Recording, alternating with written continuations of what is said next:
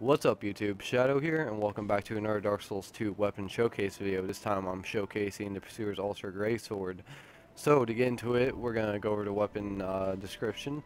So, it has 273 base physical attack and 273 lightning attack. It takes 30 strength and 18 dex to wield. It has a B scaling in strength and D scaling in dexterity and a B in lightning. Now I did enchant it and infuse it with lightning. So yeah. It also has a counter strength of 140 and a poise damage of 150. I think it weighed like 18 pounds. My level is 166. I have 35 vigor, 35 endurance, 10 vitality, 12 attunement, 30 strength, 26 dex, 8 adaptability, 15 intelligence, and 48 faith. So basically same build that I use for the Lost Center showcase. And the attack rating is 640. That's really good. So now we're about to get into PvP fights, and I'll explain the weapon a little more, so I will see you there.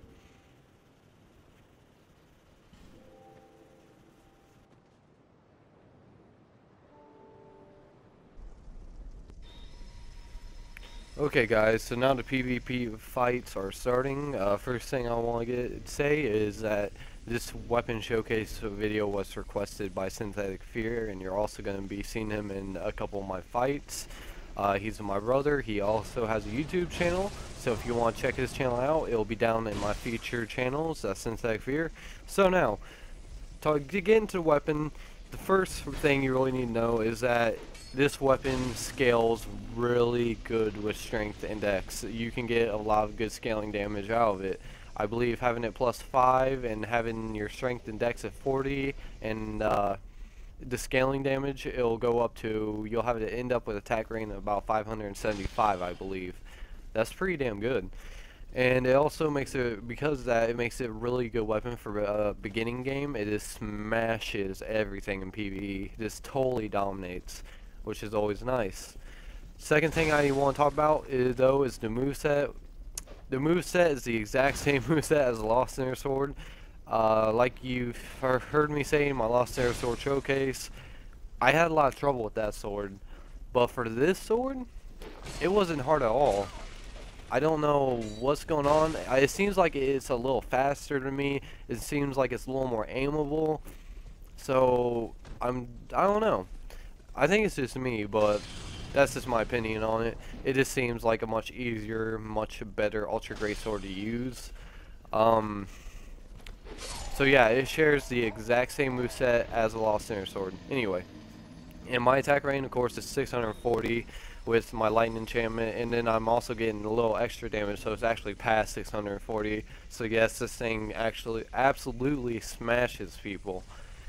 Now, because it has the same moveset as the Lost Center Sword, but because it feels different to me for some reason, what I have to say about this weapon is it's really all about managing your stamina and knowing how to keep a good distance.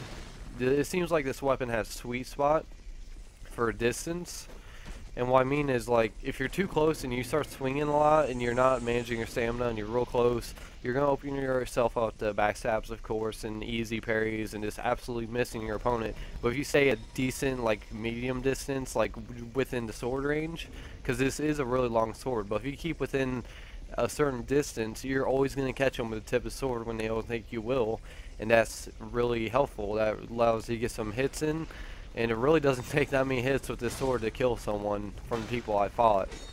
So that's really nice. See here, when I'm fighting people, like, I try to keep that distance. I'm also using backsteps a lot. Backsteps are becoming a lot more useful to me now, but I'll talk about that here in the next fight. This fight's about the end. You also always mix up those attacks.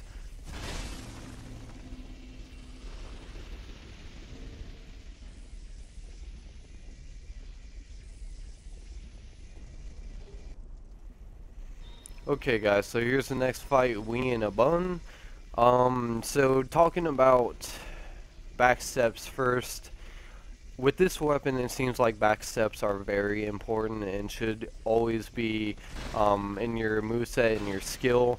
Like, always have it there and always use it when you see the opportunity, because it allowed me to get a lot more easier hits in. So backsteps are really important with this weapon, I feel, in my opinion.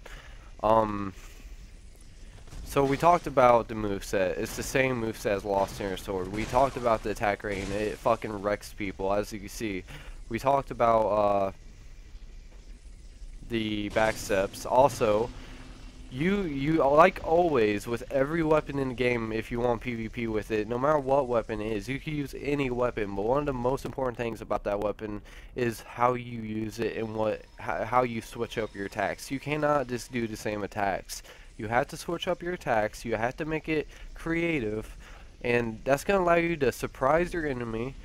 Is you're gonna get hits in. You could have the potential of doing combos, and that's all good stuff that you guys need to remember. Always mix it up, no matter what weapon you use in the game. All of them are efficient. Just mix up those attacks. Also, one thing I forgot to mention, to upgrade this weapon is a boss weapon. You'll need Petrified Dragon Bone to get up to +5. You need 16 total. Alright guys, so let's see how many fights we got left. We got 3 fights left after this. So you can see I'm fighting Synthetic Fear again. And all the fights I've had with this weapon were just fun as hell. Like when I was using the Lost Inner Sword, it was really awkward, and I got awkward wins, and I was getting smashed if I wasn't winning awkwardly or cheesy. But with this weapon, it's just insane. Like, I don't know why it's that much different, but it just feels that much different. Like, either I've been having these awesome fights, epic fights. 3 times I got down to no health, and then I came back to win against someone with full health. This weapon is really a big surprise to me, and I'm really loving this weapon. It is going to become one of the weapons I use every now and again in PvP, just because of the amazing fights I've had with it. So yeah, all around, overall, to summon things up, the cons of the weapon are pretty much the same as the Lost Inner Sword, okay? You're going to have the slower move, the slower attacks, so you need to worry about stamina management and distancing. You need to worry about those things. Also, always switch up your attacks and make it interesting and make it hard for your opponent to tell what you're going to do next. The big pros of the weapon is it hits like a fucking truck, it's powerful, and it's just really fun. Also, it has a very high stagger rate, stagger damage. Or actually I should say poise damage, sorry. So yeah, you can easily stagger your opponent and get 2 hits in, even though I usually just try to get 1 hit and then back up, and that's how I fight with it. But yeah, it's very powerful, very fun. I definitely recommend you pick it up and try it.